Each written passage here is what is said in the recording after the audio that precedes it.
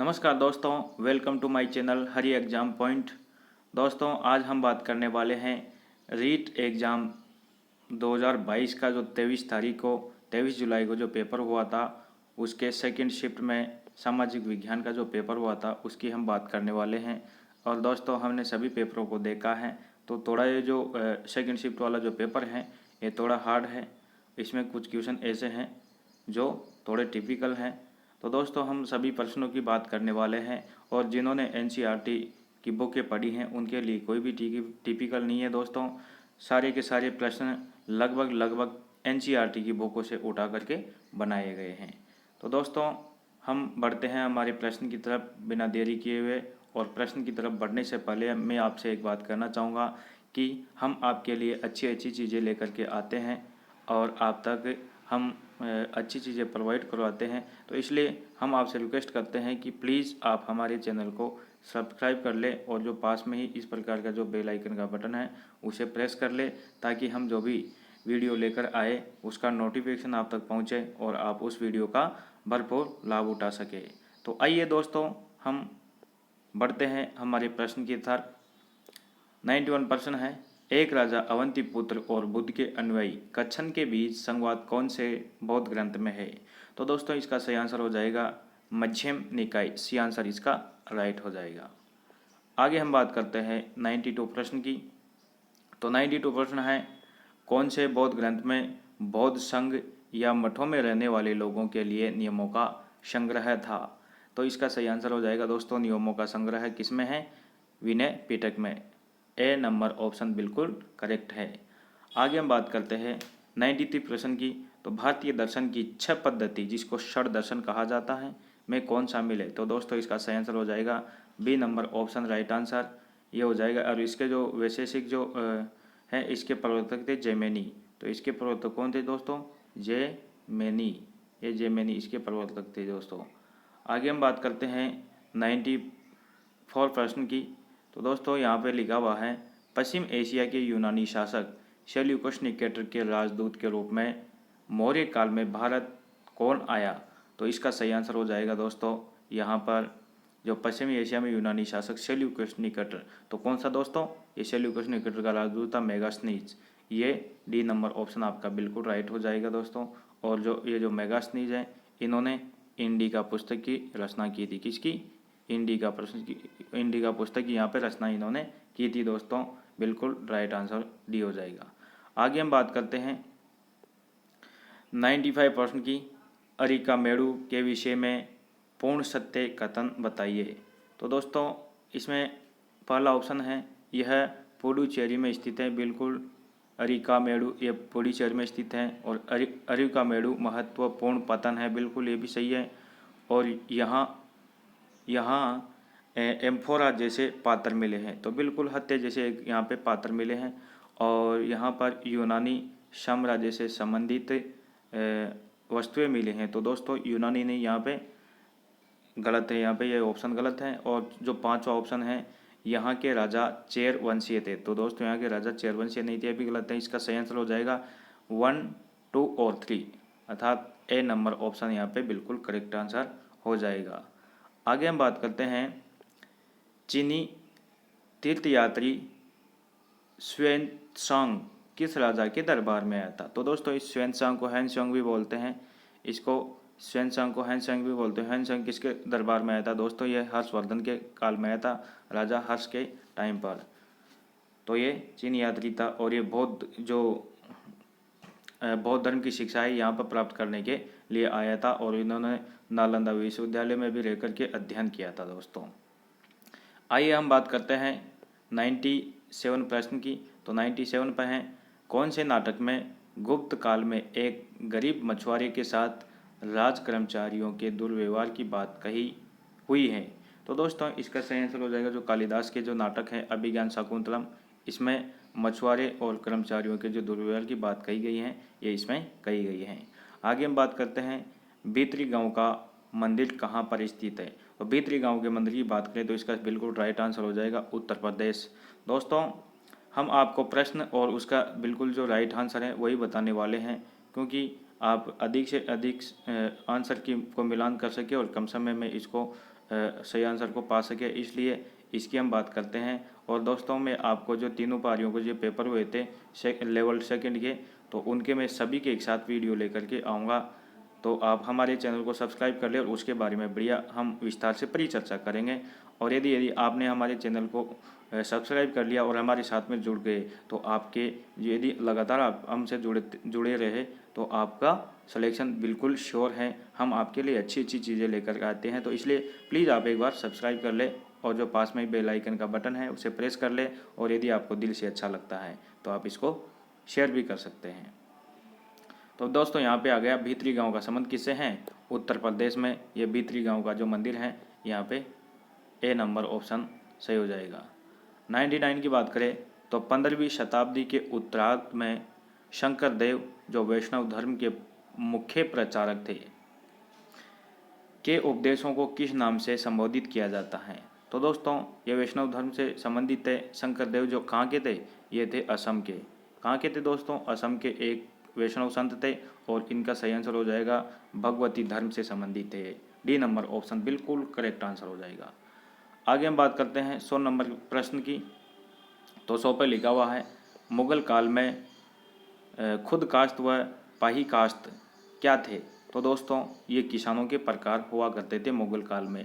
दोस्तों यदि आपने एनसीईआरटी की बुकें पढ़ी होगी तो आपने बिल्कुल ये सभी के सभी आंसर सही किए होंगे। एनसीईआरटी से डायरेक्ट एग्जामिनर ने क्वेश्चन बनाया है। और दोस्तों आगामी जो एग्ज़ाम होने वाले हैं उसके लिए भी आपको हम सलाह देते हैं कि आपको एनसीईआरटी ही पढ़नी चाहिए, क्योंकि अधिकतर क्वेश्चन एनसीईआरटी से बनाए जाते हैं। आगे हम बात करते हैं 101 पर मुगल काल में मंजिल आबादी, सिपह आबादी व मुल्क आबादी का संबंध किससे था? तो दोस्तों ये मंजिल आबादी और सिपह आबादी और मुल्क आबादी का जो संबंध था ये क्या है? पुस्तक के भाग थे। मुगल काल में एक पुस्तक थी, ये पुस्तक के भाग थे। तो इसका सही आंसर हो जाएगा ए नंबर ऑप्शन। आगे हम बात करते हैं 102 नंबर प्रश्न की। स्त्री पुरुष तुलना नामक या स्त्री पुरुष तुलना नाम से किताब किसने प्रकाशित करवाई? तो दोस्तों इसका बिल्कुल सीधा सीधा आंसर हो जाएगा ताराबाई शिंदे। ए नंबर ऑप्शन इसका राइट है। आगे हम बात करते हैं महाराष्ट्र के सतारा में समांतर सरकार प्रति सरकार की स्थापना कब की गई? तो समानांतर सरकार की जो स्थापना की गई थी दोस्तों ये की गई थी बिल्कुल यहाँ पे जो भारत छोड़ो आंदोलन हुआ था 1942 में, उस टाइम पे क्या है असमांतर सरकार की स्थापना हो गई थी। तो 1943 में क्या है यहाँ पे समानांतर सरकार की स्थापना की गई थी 1943। बी नंबर ऑप्शन बिल्कुल यहाँ पे राइट हो जाएगा। आगे हम बात करते हैं 104 पर। तो भारत के संविधान की उद्देशिका में कौन सा शब्द नहीं दिया गया है? तो दोस्तों यहाँ पे विश्वास भी है, उपासना भी है और धर्म भी है, लेकिन भाषा जैसा शब्द कोई यहाँ पे नहीं दिया हुआ है। तो डी नंबर ऑप्शन यहाँ पे बिल्कुल करेक्ट हो जाएगा। 105 प्रश्न की बात करते हैं। तो यहाँ पे है भारत में पथ विक्रेता जीविका संरक्षण और पथ विक्रय विनियमन अधिनियम कब लागू हुआ? तो दोस्तों ये जो जीविका संरक्षण और पथ विक्रय विनियमन जो नियम है ये 2014 में लागू हुआ था। 106 प्रश्न पे आते हैं हम। तो इसकी बात करें तो अवशिष्ट शक्तियाँ का सिद्धांत, अवशिष्ट शक्तियों का सिद्धांत का प्रावधान भारत के किस देश के संविधान से लिया गया है? तो दोस्तों इसका सीधा सीधा आंसर हो जाएगा कनाडा के संविधान से अवशिष्ट शक्तियाँ ली गई हैं। और आगे हम बात करते हैं 107 पर। भारत में राष्ट्रपति फखरुद्दीन अली अहमद की मृत्यु के बाद कार्यवाहक राष्ट्रपति के रूप में किसने कार्य किया? तो दोस्तों यहाँ पे हो जाएगा इसका सही आंसर बीडी जत्ती। बीडी जत्ती जो इनकी जो मृत्यु हुई थी उसके बाद में इन्होंने क्या है कार्यवाहक राष्ट्रपति के रूप में बीडी जत्ती ने कार्यभार संभाला था। आगे हम बात करते हैं 108 नंबर की। तो 108 पे लिखा हुआ है कि किन दो राज्यों की लोकसभा निर्वाचन क्षेत्रों की संख्या समान है? तो दोस्तों यहाँ पे आंध्र प्रदेश और जो राजस्थान है इन दोनों की ही जो संख्या है लोकसभा की यह हो जाएगी 25 यहाँ पे आंसर हो जाएगा इसका। सी नंबर ऑप्शन बिल्कुल राइट है दोस्तों। और दोस्तों हम बात करते हैं उड़ीसा, एक तो हो जाएगा उड़ीसा और एक हो जाएगा राजस्थान। तो दोस्तों जो ये तो लोकसभा की सीटें 25-25 हो गई, और उड़ीसा और राजस्थान की जो राज्यसभा की सीटें हैं यहाँ पे 10-10 हो जाएगी। तो ये भी आपको याद रखना है। हो सकता है आगामी एग्जाम में प्रश्न पूछा जाए तो उड़ीसा और राजस्थान की जो राज्यसभा की सीटें हैं वह 10-10 हैं, और यहाँ पे करेक्ट आंसर हो जाएगा जो यहाँ पे लोकसभा की पूछी गई है, आंध्र प्रदेश और राजस्थान की 25-25 सीटें हैं। आगे हम बात करते हैं 109 प्रश्न की, बच्चों की सुविधा एवं मदद के लिए निःशुल्क हेल्पलाइन नंबर। तो कितना गजब क्वेश्चन पूछा है, हा। यदि आपने मतलब जो एनसीईआरटी की बुक होती हैं आगे और पीछे के जो प्रश्न भी पढ़े होंगे तो उसमें लिखा होता है कि बच्चों की सुविधा के लिए यहाँ पे जो मतलब 1098 नंबर हैं, इसको सही बोला जाता है 10, 9 और 8, इनकी उल्टी गिनती हैं ये 10 से 8 तक की। तो 10, 9, 8 ये संख्या है, तो 1098 ये नंबर होता है। तो इसका सही आंसर हो जाएगा डी नंबर ऑप्शन। तो इसीलिए कहते हैं कि दोस्तों आपको एनसीईआरटी पढ़नी चाहिए। एग्जामिनर तो जो प्रश्न है उसके आगे पीछे के प्रश्न है वहाँ से क्वेश्चन उठा रहा है, तो इसलिए आपको एनसीईआरटी को अच्छा पढ़ना चाहिए। तो आगे हम बात करते हैं 110 नंबर प्रश्न की, भारत में किस संविधान संशोधन द्वारा मंत्रिपरिषद का आकार निर्धारित किया गया। तो ये क्वेश्चन जो लगभग जो 3 शिफ्ट हुए थे लेवल 2 के, उसमें सभी में प्रश्न पूछा गया है। 91 संविधान संशोधन के द्वारा मंत्रिपरिषद का आकार निर्धारित किया गया था। बी नंबर ऑप्शन इसका करेक्ट आंसर हो जाएगा। आगे हम बात करते हैं 1989 में किस समिति ने स्थानीय शासन के निकायों को संवैधानिक दर्जा प्रदान करने की सिफारिश की। तो दोस्तों इसका सही आंसर हो जाएगा यहाँ पर पीके थुंगन समिति। पीके थुंगन समिति यहाँ पे क्या है, इन्होंने स्थानीय जो शासन है उनकी निकायों को संवैधानिक दर्जा प्रदान करने की सिफारिश की थी, पीके थुंगन समिति। आगे हम बात करते हैं 112 नंबर की, तो यहाँ पे है उपाधियों का अंत। उपाधियों का अंत किस मौलिक अधिकार का हिस्सा है। तो पहला ही हमारा जो मौलिक अधिकार आता है समानता का अधिकार। समानता का अधिकार जो 14 से 18 के बीच में है, और उपाधियों का अंत आ जाएगा 18 के अंदर, अनुच्छेद 18 के अंदर। तो दोस्तों ये समानता का अधिकार है। ए नंबर ऑप्शन बिल्कुल यहाँ पे करेक्ट हो जाएगा। आगे हम बात करते हैं 113 प्रश्न की, भारत के संविधान की 8वीं अनुसूची में, भारत के संविधान की 8वीं अनुसूची में अनुसूचित भाषाओं के सही समूह को पहचाने। तो दोस्तों आपको याद होना चाहिए कि जो 8वीं अनुसूची थी उसमें अंग्रेजी भाषा नहीं थी, तो यहाँ पे अंग्रेजी दे रखा है, यहाँ पे भी अंग्रेजी दे रखा है तो ये नहीं होगा, और यहाँ पे भी अंग्रेजी दे रखा है तो ये नहीं होगा। तो सही आंसर हो जाएगा यहाँ पे संताली, हिंदी और संस्कृत। सी नंबर ऑप्शन यहाँ पे करेक्ट हो जाएगा। आगे हम बात करते हैं ग्लोब पर वह वृत्त जो दिन एवं रात को विभाजित करता है कहलाता है। तो दोस्तों जो कक्षा 6 का पहला ही लेसन है भूगोल का, वहाँ चाहिए सीधा सीधा प्रश्न उठाया हुआ है। इसका सही आंसर हो जाएगा प्रदीप्ति व्रत। क्या है दोस्तों, प्रदीप्ति व्रत कहा जाता है इसको, जो दिन और रात को विभाजित करता है तो वह प्रदीप्ति व्रत कहलाता है।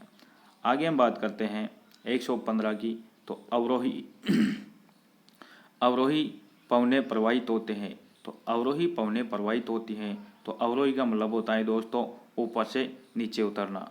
तो आपको याद रखना है, जैसे कि हम इस प्रकार का एक डायग्राम बना लेते हैं ये। तो अवरोही का मतलब होता है ऊपर से नीचे उतरना, तो हमको इस प्रकार से जाना है। और आरोही का मतलब होता है नीचे से ऊपर की ओर चढ़ना। तो दोस्तों यहाँ पे ये पर्वत हैं और यहाँ पे एक घाटी है, ऐसे समझिए। तो जैसे पवने पर्वत से ये घाटी की तरफ चलती है तो इसको अवरोही पवने कहा जाता है। क्या कहा जाता है, अवरोही पवने। तो दोस्तों पर्वत है यहाँ पे और यहाँ पे घाटी है। यहाँ पे क्या है, ये पर्वत हो जाएगा, ये पर्वत हो जाएगा यहाँ पर, और यहाँ पे ये घाटी हो जाएगा। तो घाटी यहाँ पर हो जाएगा। तो दोस्तों पर्वत से घाटी की तरफ जो हवाएं चलती है उनको क्या कहा जाता है, अवरोही पवने कहा जाता है। और जो दोस्तों घाटी से पर्वत की ओर, घाटी से पर्वत की ओर जो पवनी चलती हैं उनको क्या कहा जाता है, आरोही पवने कहा जाता है। तो आरोही और अवरोही में आपको याद रखना है, तो इसका बिल्कुल राइट आंसर हो जाएगा अवरोही। पूछा है तो पर्वत से घाटी की तरफ ये पवने चलती हैं। आगे हम बात करते हैं 116 प्रश्न की, एस तरंग के छाया क्षेत्र का विस्तार लगभग है। तो एस तरंग के जो छाया क्षेत्र है उसका विस्तार की बात करें तो बी नंबर ऑप्शन यहाँ पे करेक्ट हो जाएगा। 105 डिग्री से 105 डिग्री तक होता है दोस्तों। 117 नंबर प्रश्न की बात करें दोस्तों, तो 117 नंबर प्रश्न है हमारा, कयाल किस तट पर स्थित है। तो कयाल की बात करें दोस्तों तो कयाल मालाबार तट पर स्थित है। और आगे हम बात करते हैं, बैथोलिथ, लेकोलिथ और लेपोलिथ और फेकोलिथ संबंधित है। तो दोस्तों ये किससे संबंधित है। तो दोस्तों जो ज्वालामुखी है उसे ये संबंधित है। ज्वालामुखी जो आंतरिक रूप से जो हमारी जो उसका केंद्र है वहाँ से उत्पन्न होता है और जो पृथ्वी के आंतरिक भाग में ठंडा होकर जमा हो जाता है। तो इस प्रकार की जो आंतरिक जो स्थलाकृतियाँ बनती हैं उनके ये प्रकार हैं। तो ये ज्वालामुखी से संबंधित हो जाएगा। आगे हम बात करते हैं 119 नंबर प्रश्न की। यहाँ पे हैं, फेयंस के बारे में कौन से कथन पूर्ण सत्य हैं। तो फेयंस की खदानें मेहरगढ़ में मिली है। तो फेयंस की खदानें मेहरगढ़ में नहीं मिली दोस्तों, ये यहाँ पे गलत हैं। और फेयंस प्राकृतिक तौर पर पाए जाते हैं। तो प्राकृतिक तौर पर नहीं दोस्तों, ये कृत्रिम तौर पर फेयंस होते हैं। और दोस्तों यहाँ पे 3 नंबर ऑप्शन है, बालू या स्फटिक पत्थर के चूर्ण को गोंद में मिलाकर उनसे वस्तुएं बनाई जाती हैं। बिल्कुल ये ठीक है। और उसके बाद उन वस्तुओं पर एक चिकनी परत चढ़ाई जाती है, ये भी ठीक है। और फेयंस के मनके, चूड़ियाँ, झुमके और छोटे बर्तन बनाए जाते हैं, बिल्कुल ये सही है। तो इसका सही आंसर हो जाएगा 3, 4 और 5। तो 3, 4 और 5 कहाँ पे दे रखा है। तो यहाँ पे 3, 4 और 5 सी नंबर ऑप्शन आपका राइट हो जाएगा। आगे हम बात करते हैं 120 नंबर पर। तो 120 नंबर पर लिखा हुआ है, ऋग्वेद काल के विषय में कौन से कथन सत्य हैं। तो दोस्तों यहाँ पे कौन सा कथन यहाँ पे सत्य हैं ये आपको देखना है दोस्तों। तो सोम एक पौधा था। तो बिल्कुल एक सोम एक पौधा होता था। ब्रह्मा, विष्णु व महेश प्रमुख देवता थे। दोस्तों ये नहीं थे, ब्रह्मा, विष्णु, महेश नहीं थे। वहाँ तो इंद्र, वायु वगैरह, यहाँ पे अग्नि वगैरह वहाँ पे उनके प्रमुख देवता थे। सूक्त का मतलब अच्छी तरह से बोलने वाला या बोला गया था। तो इसका सही आंसर है, सूक्त का मतलब होता है अच्छी तरह से बोला गया, इसका अर्थ होता है। और उपनिषद व अरण्य ग्रंथ रचे गए। और यहाँ पे इंद्र युद्ध का प्रमुख देवता नहीं था। तो दोस्तों यहाँ पे भी इंद्र प्रमुख देवता था। तो यहाँ पे ये एक तो हो जाएगा तीसरा और एक हो जाएगा चौथा। तो 3 और 4 कहाँ पे दे रखा है। तो ये 3 और 4 यहाँ पे नहीं दे रखा है।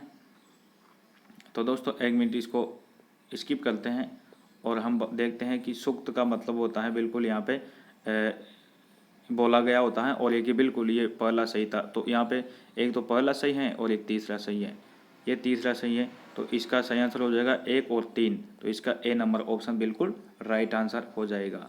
तो दोस्तों हम आगे बढ़ने से पहले हम आपसे एक बार पुनः रिक्वेस्ट करते हैं कि यदि आपने हमारे चैनल को सब्सक्राइब नहीं किया है तो प्लीज़ प्लीज़ प्लीज़ आप एक बार हमारे चैनल को सब्सक्राइब कर ले और बेल आइकन को प्रेस कर ले। और यदि आप हमारे साथ में जुड़ गए और आपके लिए हम अच्छी अच्छी चीज़ें उपलब्ध कराते रहेंगे स्टडी से संबंधित, आप हमारे साथ में जुड़ गए तो आपके 6 महीने में बिल्कुल नौकरी आपकी झोली में होगी। इसलिए हम चाहते हैं, और जो बड़ी बड़ी कोचिंग वाले संस्थान वाले होते हैं वो क्या है, पैसों के लिए पीछे भागते हैं। और दोस्तों हम शिक्षा के पीछे भागते हैं कि बच्चों को अच्छी से अच्छी शिक्षा उपलब्ध हो सके, स्टूडेंट क्या है अधिक से अधिक लाभान्वित हो सके। जो कोचिंग वाले होते हैं उनका उद्देश्य आपको नौकरी लगवाना नहीं होता, उनका उद्देश्य होता है व्यवसाय, उनका पैसा कमाना उद्देश्य होता है। तो दोस्तों उनके चैनल को सब्सक्राइब करते तो अच्छी बात है, लेकिन जो आपके लिए बिल्कुल निःशुल्क क्लासें लाता है तो उसकी चैनल जो सब्सक्राइब करना चाहिए दोस्तों, आपके उससे प्रॉफिट मिलेगा। तो हमारे चैनल से भी आपको अच्छी चीज़ें प्रोवाइड करवा दी जाती हैं, तो आप इसको सब्सक्राइब करें। आगे हम बात करते हैं दोस्तों 121 प्रश्न की। तो 121 प्रश्न लिखा हुआ है, निम्नलिखित वनों एवं वृक्षों को सम्मिलित कीजिए। तो उष्णकटिबंधीय सदाबहार वन की बात करें तो उष्णकटिबंधीय सदाबहार वन होते हैं, सी नंबर ऑप्शन महोगनी होते हैं। उष्णकटिबंधीय पर्णपाती वन की बात करें तो ये साल के वृक्ष होते हैं। और पर्वतीय वनों की बात करें तो ताड़ वृक्ष होते हैं। और मैग्रोव वनों की बात करें तो इसका सही आंसर हो जाएगा यहाँ पे ए, यानी कि मैग्रोव वन क्या है, स्प्रूस है। तो उष्णकटिबंधीय सदाबहार वन यानी कि 1 पर सी, तो 1 पर सी यहाँ पर है। फिर उसके बाद में उष्णकटिबंधीय पर्णपाती वन, तो यहाँ पे 2 पे डी, तो 2 पे डी इसमें भी हैं और इसमें भी हैं, यानी कि सी और बी और सी में दोनों में दे रखा है। और आगे हम बात करते हैं पर्वतीय वन, तो पर्वतीय वन ताड़ हैं अर्थात 3 पे बी, तो ये सही है। तो मतलब यहाँ पे बी नंबर ऑप्शन आपका बिल्कुल करेक्ट हो जाएगा, यहाँ पे बी नंबर ऑप्शन आपका सही हो जाएगा। आगे हम बात करते हैं 122 नंबर प्रश्न की। निम्नलिखित में से कौन सा भारत में लोहा अयस्क पेटियों का समूह है? तो दोस्तों मयूरभंज है, ये उड़ीसा में है, ठीक है, और सिंह भूमि झारखंड में है, और बोलाडीला छत्तीसगढ़ में है। तो इसका सही आंसर हो जाएगा दोस्तों यहाँ पर डी नंबर ऑप्शन। आगे हम बात करते हैं 123 प्रश्न की। तो 123 प्रश्न पर हम बात करें तो राजस्थान में अरावली पर्वतमाला किस दिशा में विस्तृत है? तो अरावली पर्वतमाला की बात करें दोस्तों तो अरावली पर्वतमाला की दिशा की यहाँ पे पूछा गया है, तो दिशा किस ओर है? तो जैसे कि ये आपको मैं बता देता हूँ, इस प्रकार का ये राजस्थान का नक्शा है दोस्तों। ये कुछ ऐसा इस प्रकार का राजस्थान का नक्शा दिखाई देता है।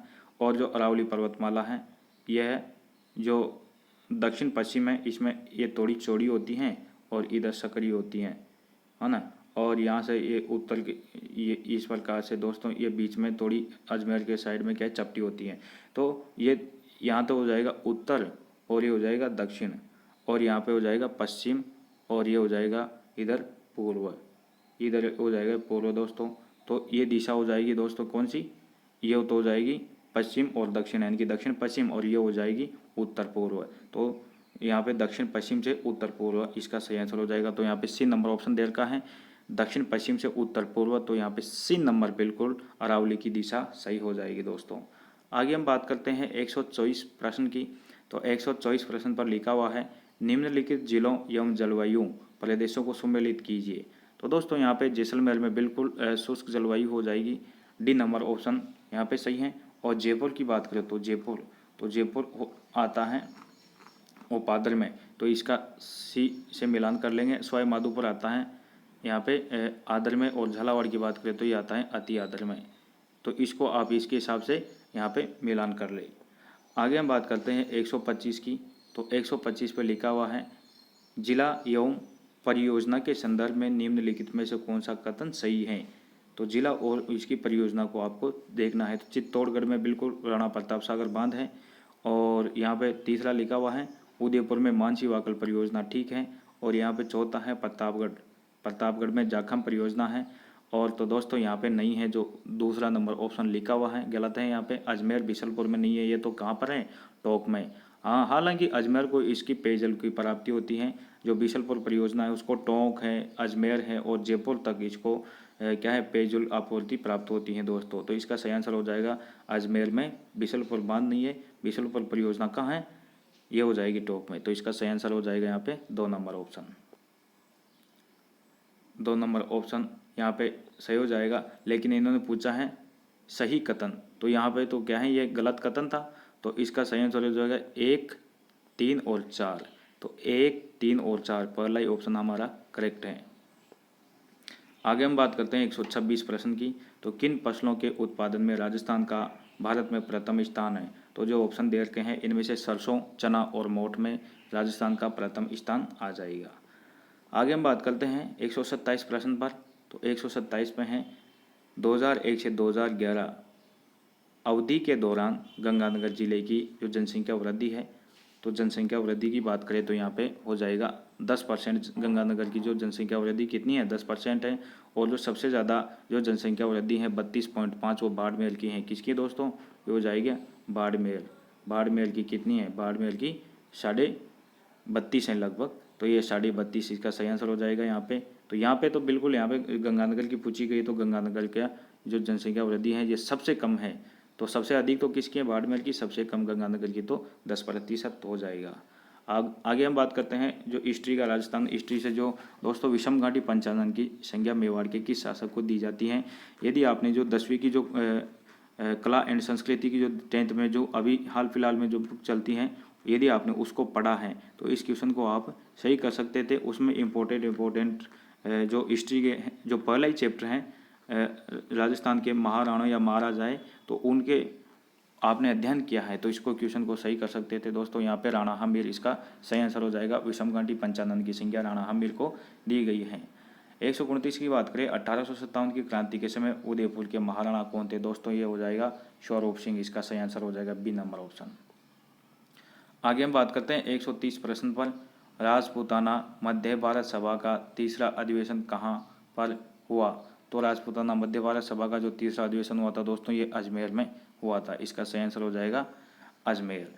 वृहत राजस्थान का प्रधानमंत्री किसे बनाया गया? तो वृहत राजस्थान का जो प्रधानमंत्री बनाया गया तो दोस्तों ये हीरालाल शास्त्री को बनाया गया था। इसका सही आंसर सी नंबर ऑप्शन यहाँ पे राइट हो जाएगा। आगे हम बात करते हैं बाणासुर का शहीद नाम से कौन सा प्रमुख व्यक्ति जाना जाता है? तो बाणासुर का जो मेजर शैतान सिंह है ये जोधपुर के निवासी है। यहाँ पे बाणासुर ग्राम है तो यहाँ का शहीद इनकी संज्ञा दी गई है कि बाणासुर का शहीद ये मेजर शैतान सिंह को दिया जाता है। दोस्तों ये एनसीईआरटी का एक फुल चैप्टर दे रखा है जिसमें मेजर शैतान सिंह के बारे में बता रखा है। तो इसका सही आंसर हो जाएगा बी नंबर ऑप्शन। आगे हम बात करते हैं चोरुदुल का निर्माण 1739 में किसने करवाया था? तो इसका सही आंसर हो जाएगा ठाकुर कुशाल सिंह। ये डी नंबर ऑप्शन इसका करेक्ट आंसर हो जाएगा।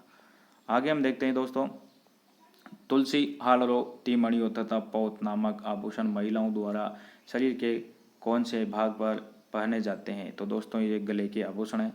बी नंबर ऑप्शन इसका करेक्ट है। विजय दान देथा की पुस्तक दुविधा पर कौन सी फिल्म का निर्माण हो चुका है? तो दोस्तों एक यहाँ पे दुविधा और पहेली जो फिल्म है इसका निर्माण हो चुका है। 136 की बात करें तो हेला ख्याल नामक नाटक राजस्थान के कौन से क्षेत्र से संबंधित है? तो दोस्तों हेला ख्याल जो है ये दौसा क्षेत्र है। इस दौसा क्षेत्र में हेला ख्याल यहाँ पे प्रसिद्ध है। ए नंबर ऑप्शन यहाँ का करेक्ट है। 137 की बात करें तो पटेलिया बिछियो और लालर व माझर क्या है? तो दोस्तों ये जो मेवाड़ क्षेत्र है तो मेवाड़ क्षेत्र के प्रसिद्ध गीत हैं दोस्तों। इसका सही आंसर हो जाएगा ए नंबर ऑप्शन करेक्ट है। आगे हम बात करते हैं दोस्तों यहाँ पे शिक्षण विधियों से प्रश्न पूछा गया है 138 पर। तो यहाँ पे है सामाजिक विज्ञान उन सभी विज्ञानों के लिए एक सामान्य शब्द के रूप में जो मानव मामलों से संबंधित है। तो यह परिभाषा किसने दी थी दोस्तों? तो यह दी थी फेयरचाइल्ड द्वारा। सी नंबर ऑप्शन इसका करेक्ट हो जाएगा। फेयरचाइल्ड के द्वारा ये परिभाषा दी गई थी। 139 की बात करें तो निम्न में से कौन सी श्रव्य सामग्री है? तो दोस्तों श्रव्य सामग्री की बात करें तो पहला ही ऑप्शन इसका करेक्ट है, लिंगुआ फोन हो जाएगा।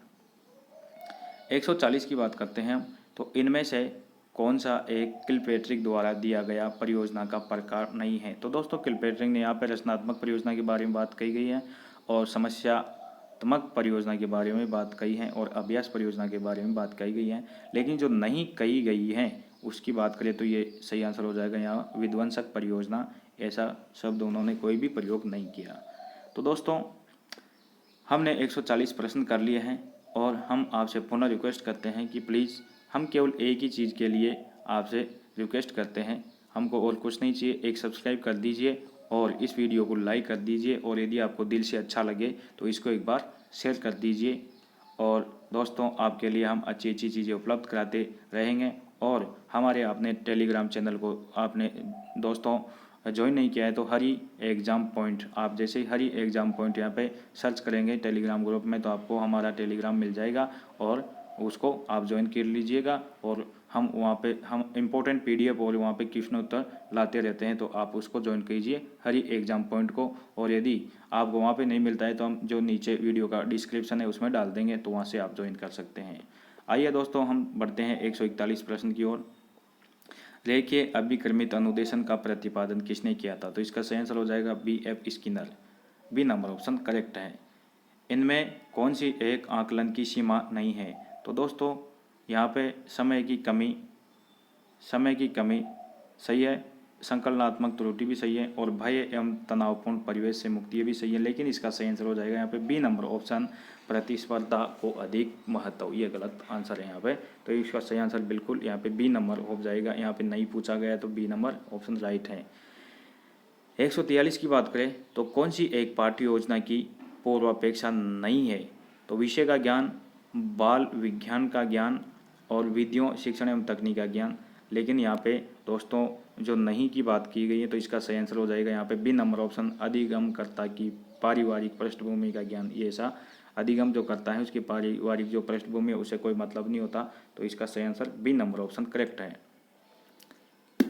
आगे हम बात करते हैं निम्न में से कौन सा एक सुमेलित है? तो दोस्तों इसमें एक सुमेलित है, जो सही है वही बताना है। तो सुकरात निर्देशन विधि ये गलत है और प्लेटो प्रश्नोत्तर विधि ये भी गलत है, सुकरात ने दी प्रश्नोत्तर विधि, और हर्बर्ट स्पेंसर ये संवाद विधि ये भी गलत है, और अरस्तु ने आगमन और निगमन विधि दी थी। तो बिल्कुल डी आंसर इसका बिल्कुल राइट आंसर है।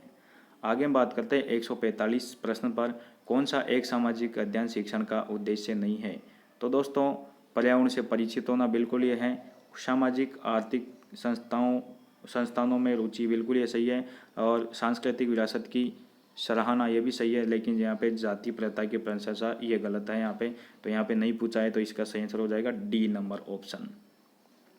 आगे हम बात करते हैं 146 की, तो समस्या के समाधान के लिए कितने चरणों का सुझाव दिया गया है। तो समस्या के समाधान के लिए दोस्तों यहाँ पे 5 चरणों का सुझाव दिया गया है। 147 की बात करें तो 147 में है रेडियो तरंगे वायुमंडल की किस परत से वापस लौटती है। तो दोस्तों जो आयन मंडल होता है, आयन मंडल वहाँ से जो उसमें आयन मंडल में विद्युत आवेशित कण पाए जाते हैं, उनसे टकरा करके जो रेडियो तरंगे हैं वह वापस हमारी पृथ्वी पर लौटती है। तो सी नंबर ऑप्शन यहाँ पे करेक्ट हो जाएगा। आगे हम बात करते हैं निम्न में से किस चक्रवात को समुद्र पर जल स्तंभ कहते हैं। तो समुद्र पर जल स्तंभ यहाँ पे हो जाएगा दोस्तों टॉर्नेडो, इसका डी नंबर ऑप्शन यहाँ पे बिल्कुल सही आंसर हो जाएगा। 149 की बात करें तो निम्नलिखित धाराओं में से कौन सी ठंडी धारा है। तो दोस्तों यहाँ पे जो लिब्राडोर है ये भी ठंडी धारा है, और बेंगुला की धारा है ये भी ठंडी धारा है, और जो ओयोशिया की धारा है ये भी ठंडी धारा है, लेकिन ठंडी धारा अलास्का की नहीं है। तो यहाँ पे ठंडी धाराओं की बात कही गई है। तो दोस्तों यहाँ पे 1, 3 और 2, 1, 3 और 2, तो 1, 2 और 3, तो 1 सही है, 2 सही है और 3 सही है। तो 1, 2 और 3 यहाँ पे बी नंबर ऑप्शन यहाँ पे बिल्कुल करेक्ट हो जाएगा। और हम लास्ट प्रश्न की ओर बढ़ रहे हैं। तो लास्ट क्वेश्चन को करने से पहले हम आपसे एक बार और पुनः रिक्वेस्ट करते हैं कि आप हमारे चैनल को सब्सक्राइब कर लें, और यदि आपको वीडियो अच्छा लगे तो इसको लाइक कर ले। और दोस्तों ये जो 50 क्वेश्चन होने के बाद में आपको कमेंट बॉक्स में लिख के बताना है कि आपके कितने क्वेश्चन राइट हुए, और आपको किस प्रश्न पर डाउट है वो आप सब कमेंट पे लिख करके बताइएगा। आप जो कमेंट और हमारे चैनल को सब्सक्राइब करते हैं तो इससे हमें मोटिवेशन मिलता है। तो दोस्तों इसका अंतिम प्रश्न कर लेते हैं। उपभू के समय जवार्य क्रम होता है। तो दोस्तों ये होता है सामान्य से अधिक, उपभू के समय सामान्य से अधिक होता है दोस्तों। तो इसका सी नंबर ऑप्शन बिल्कुल करेक्ट है। तो दोस्तों हमने यहाँ पे 60 प्रश्नों की बात की। सामाजिक विज्ञान की जो 23 तारीख को जो सेकेंड शिफ्ट में जो पेपर हुआ था ये सामाजिक विज्ञान का, इसकी हमने बात कर ली है। ये पूरे के पूरे प्रश्न हमने सोल्व कर लिए हैं। तो दोस्तों आप हमसे जुड़ने के लिए इस चैनल को सब्सक्राइब कर सकते हैं, और यदि आपने हमारे चैनल को सब्सक्राइब कर लिया तो आपके खाते में नौकरी बिल्कुल हम जमा करवा देंगे। आपके लिए अच्छी अच्छी वीडियो बना करके लाएंगे, और इम्पोर्टेंट जो हम दोस्तों NCERT की जो बुक है उसके जो बिल्कुल इम्पोर्टेंट फैक्ट हैं उनको हम सोल्व करने वाले हैं। तो दोस्तों अभी तक के लिए इतना ही, आगे मिलते हैं हम नेक्स्ट वीडियो में। तब तक के लिए दीजिए इजाज़त। जय हिंद, जय भारत।